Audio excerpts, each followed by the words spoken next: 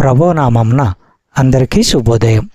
ఈరోజు దేవుని వాగ్దానము ఏమనగా యోహాను సువార్త 12వ అధ్యాయము 13వ వచనము. ఖర్జూరపు మట్టలు పట్టుకొని ఆయనను ఎదుర్కొనబోయి జయము ప్రభువు పేరట వచ్చిసున్న ఇశ్రాయేలు రాజు స్తుతింపబడును గాక అని కేకలు వేసిరి.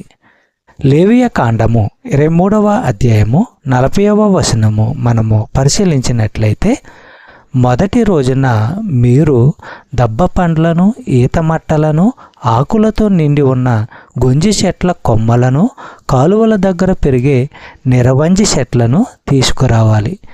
7 రోజులు మీ దేవుడైన యెహోవా సన్నిధానంలో సంతోషించాలి.